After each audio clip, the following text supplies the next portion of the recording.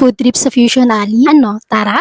Wala nga sa plano namin na magpunta dito guys kasi magpipick up lang sana kami ng wedding ring namin ni Paul. Pero itong si Paul, habang papunta kami dun sa pinagawa namin ng wedding ring, nagpaparinig na siya sa akin. Sabi niya, nagugutom na daw siya. E pag ganon guys, alam na yan, hindi yan uuwi nang hindi kumakain sa labas. Paglabas nga namin kanina ng jewelry shop, nagulat na lang ako, sinesearch niya na sa Google Map yung Fusion Alley. Siyempre, wala na akong nagawa. Gora na kasi pagkain niyang day. Kaya from Upin, dumayo na kami dito sa Fusion Alley. Tingnan mo naman yung itsura ni Paul dyan. Tuwang-tuwa talaga yan siya. Mula dun sa pinasukan naming street kanina, naglakad muna kami hanggang dulo kasi gusto namin makita kung ano yung mga foods na available. At ito nga yung una namin tinikman, yung kanilang calamares. Kinainit ko nga yan kay kuya bago namin kinain, kaya ayan, mainit pa talaga yan. Tinry din talaga namin yan kasi paborito ni Paul ang calamares. Habang kumakain nga kami, nakita namin yung husband ni Naomi. Nadaanan namin yung pwesto nila kanina pero wala sila. Tapos, nung pabalik na kami, ayan, nakita na namin sila, pati si Ma'am Naomi. Nashook ako sa itsura niya guys, sa personal. Ang ganda niya pala, ang liit ng mukha. Tapos, ang bait niya din, nakikipag-usap talaga siya. Bumili nga din ako ng isang tiramisu pistachio na tinda nila kasi nababasa ko sa comment, masarap yung kanilang tinda. Sabi ko sa kanya, ang ganda mo pala sa personal. Tapos nag-joke siya, sabi niya, walang discount ma'am ha.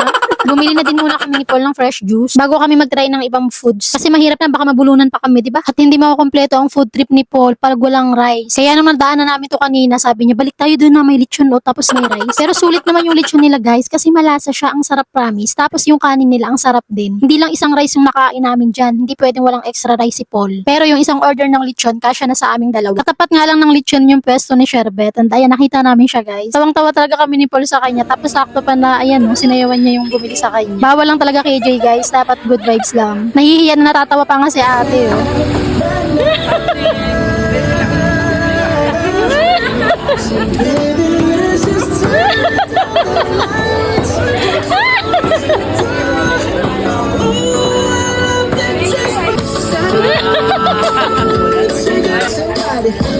Bumili din kami sa tinda niya at nagpa-shoutout pa nga si Paul.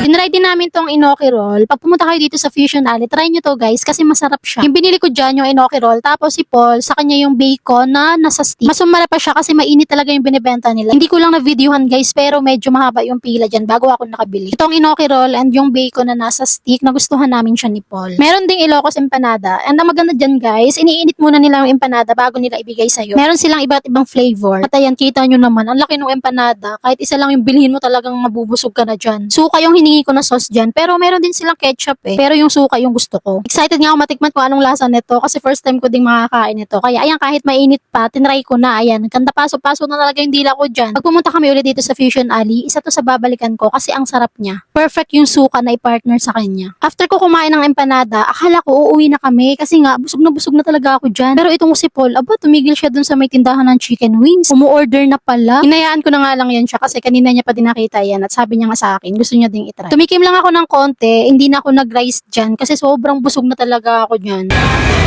Rice is life, oh. Hoy, pangilang rice mo na yan, love.